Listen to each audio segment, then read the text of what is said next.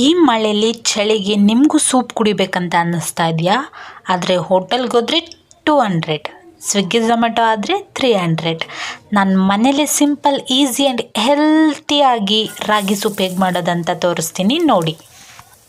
ಮೊದಲು ಬಾಣಲೆಗೆ ಸ್ವಲ್ಪ ಎಣ್ಣೆ ಹಾಕಿ ಅದು ಬಿಸಿ ಆದಮೇಲೆ ಸಣ್ಣದಾಗಿ ಹಚ್ಚಿಟ್ಕೊಂಡಿರೋ ಶುಂಠಿ ಬೆಳ್ಳುಳ್ಳಿನ ಹಾಕಿ ಮಿಕ್ಸ್ ಮಾಡಿ, ಒಂದು ಪುಟ್ಟ ಹಸಿರು ಮೆಣಸಿನ್ಕಾಯಿನ ಕಟ್ ಮಾಡಿ ಹಾಕಿ, ಅದಾದಮೇಲೆ ಕ್ಯಾಪ್ಸಿಕಮ್, ಈರುಳ್ಳಿ, ಬೀನ್ಸ್ ಮತ್ತು ಸಣ್ಣದಾಗಿ ಕಟ್ ಮಾಡಿಟ್ಕೊಂಡಿರೋ ಕ್ಯಾರೆಟ್ನ ಹಾಕಿ ಚೆನ್ನಾಗಿ ಮಿಕ್ಸ್ ಮಾಡ್ಕೋಬೇಕು. ಇದು ಫ್ರೈ ಆದಮೇಲೆ ಇದಕ್ಕೆ ಬಿಡಿಸಿಟ್ಕೊಂಡಿರೋವಂಥ ಸ್ವೀಟ್ ಕಾರ್ನ್ನ ಹಾಕಿ ಚೆನ್ನಾಗಿ ಮಿಕ್ಸ್ ಮಾಡಿ, ರುಚಿಗೆ ತಕ್ಕಷ್ಟು ಉಪ್ಪು ಹಾಗೆ ಗರಂ ಮಸಾಲಾನ ಹಾಕಿ ಚೆನ್ನಾಗಿ ಈ ತರಕಾರಿನ 75% ಕುಕ್ ಆಗೋವರೆಗೂ ನಾವು ಫ್ರೈ ಮಾಡ್ಕೋಬೇಕಾಗತ್ತೆ. ತರಕಾರಿ ಎಲ್ಲ ಚೆನ್ನಾಗಿ ಫ್ರೈ ಆದಮೇಲೆ ಇದಕ್ಕೆ ನಾವು 1 ಕಪ್ಪಷ್ಟು ವಾಟರ್ ಹಾಕಿ ಚೆನ್ನಾಗಿ ಮಿಕ್ಸ್ ಮಾಡಿ, ರಾಗಿ ಹಿಟ್ಟನ್ನು ನೀರಲ್ಲಿ ಕಲಸಿ ಎತ್ತಿಟ್ಕೊಂಡಿರ್ತೀವಲ್ಲ ಆ ಮಿಕ್ಸ್ಚರ್ನ ಇದಕ್ಕೆ ಹಾಕಿ ಚೆನ್ನಾಗಿ ಮಿಕ್ಸ್ ಮಾಡ್ಕೋಬೇಕು.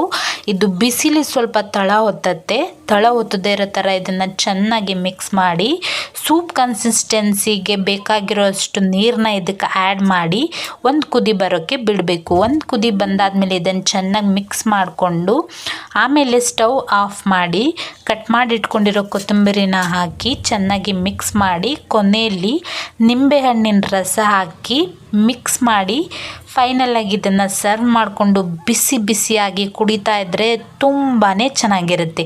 ನೀವು ಒಂದ್ಸಲ ಮಿಸ್ ಮಾಡದೆ ಟ್ರೈ ಮಾಡಿ ರಾಗಿ ಸೂಪ್.